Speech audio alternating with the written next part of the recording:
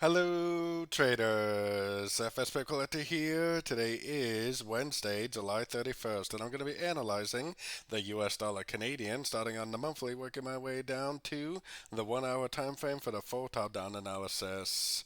So, we do have FOMC interest rate news for the US today. It's going to cause a lot of volatility on all the US dollar pairs, and I will be live streaming on YouTube for that news event. So, if you want to participate in that, definitely check out my YouTube live stream and we will watch the news together and see if we can figure out what's going to happen right prior to the news.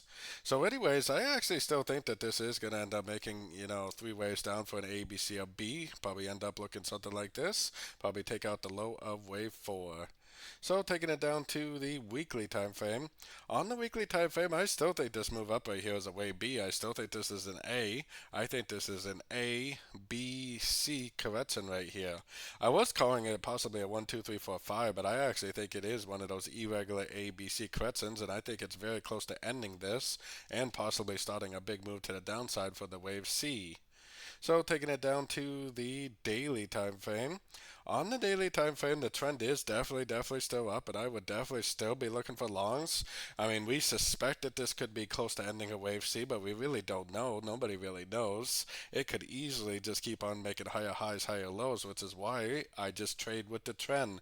I put my Elliot wave forecast on there, but really I'm just trading in whatever direction my roadmap time frame tells me to trade in. And right now the trend is up, so I'm definitely still looking for longs in an uptrend. Going down to the 4 hour time frame, my most recent structure is way down here. So that is the structure level that is going to tell me that I need to stop looking for buys and start looking for shorts until it actually goes down and breaks this level right here, which it may not even do. Yes, we do have a big news event coming out today, but we don't really know that it's going to go down and break structure. It could make a higher low and just keep on going up, which is why I always trade with the trend. If you were trading with the trend for the past 3 weeks, ever since we got a break of structure to the upside, you would have been making a killing going long at the end of every single pullback you see for the continuation of this uptrend. The trend is definitely your friend. Going down to the 1 hour time frame, like I said, I am definitely looking for longs still. The only thing that, for me, the only thing that's going to turn me into a seller is seeing it go down and break and hold below structure. Until I actually see that picture right there, I'm doing nothing but going long at the end of every single pullback I see. It definitely does kind of look like a correction right here also. It kind of looks like an A, it kind of looks like a wave B. Kind of looks like it could be already in a wave C, or maybe it's a 333 pattern, which is a WXY. Either way, it does kind of look like it wants to pop up again. Maybe it's just going to try to make like a wave 5 or 5, and then the news will turn down and break structure, or maybe it'll just keep on trending up.